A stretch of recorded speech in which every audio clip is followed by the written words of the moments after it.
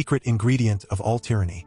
Hey everyone, welcome back. Today we're continuing our deep dive into the most dangerous superstition by Larken Rose, focusing on the next 3 powerful arguments that build directly on everything we've covered so far. Picture this: what if the one thing that actually turns any group into government isn't cooperation or protection, but something far more sinister? What if the usual excuses about necessity and the comforting idea that this is all just practical politics are really just articles of faith? What if the belief in authority isn't a rational position at all, but functions exactly like a religion? That's the territory we're walking into today. Clear-eyed, no slogans, just raw logic that leaves no room for the usual defenses. Let's get right into it. The 7th core argument is what Rose calls the secret ingredient. Government is not organization, not mutual defense, not people working together for the common good. Countless groups already do all of those things voluntarily every day without becoming authority. Supermarkets coordinate massive supply chains, sports teams organize complex strategies, communities build mutual aid networks, all without claiming any special right to rule. The single ingredient that transforms any organization into government is the widespread belief that this particular group possesses the moral right to forcibly control others. Without that belief, it's just another voluntary group or service provider. The moment people accept that some individuals have acquired the right to rule, the same exact activities suddenly become authority. It is not the actions that matter. It is the perceived moral license behind them. The 8th argument takes on the most common fallback position, that we need government because humans are flawed and chaotic without rulers. This necessary evil excuse sounds practical on the surface, but it collapses the instant you apply basic logic. Necessity cannot make a mythical entity real. If the right to rule cannot logically exist, then claiming we need it is pointless. You cannot need something that is impossible by its very nature. Saying humans are too imperfect to govern themselves, therefore we must give some of those imperfect humans the right to govern everyone else, is self-contradictory. It doesn't solve the problem of human flaws. It concentrates and amplifies them by removing the only real check that exists: personal conscience and personal responsibility. The belief in authority does not restrain bad behavior. It gives bad behavior a moral shield. The 9th argument reveals the true nature of the belief itself. The belief in government is not a scientific, rational, or practical position. It is a religion.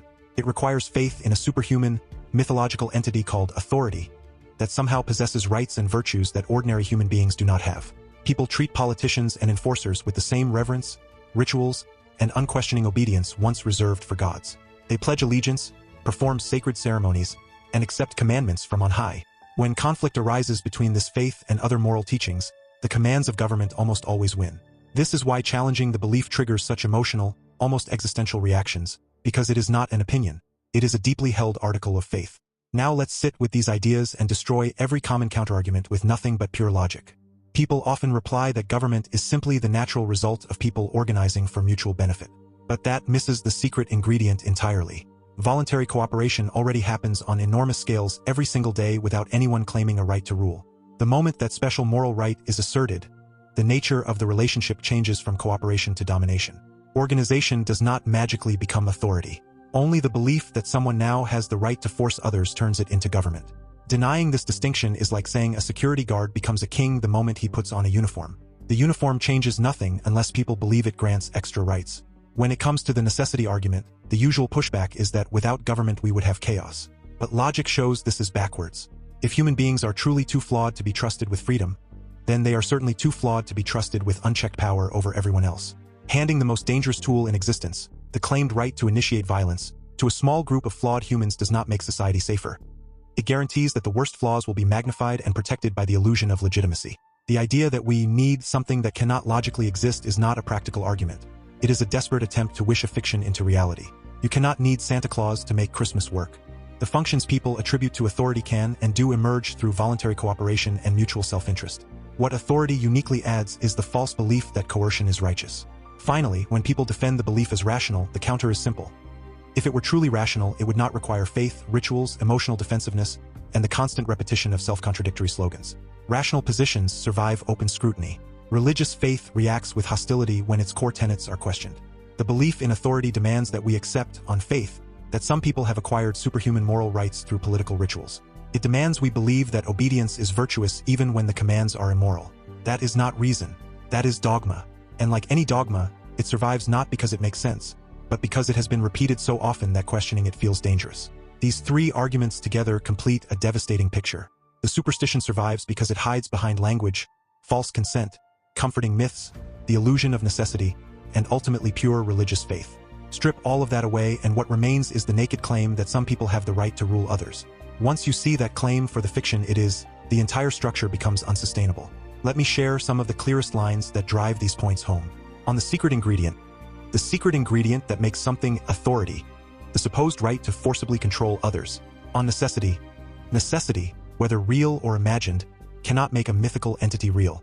And on the religious nature, the belief in government is a religion, made up of a set of dogmatic teachings, irrational doctrines which fly in the face of both evidence and logic. What stays with you after wrestling with these ideas is how thoroughly they expose the mental prison we've all been living inside.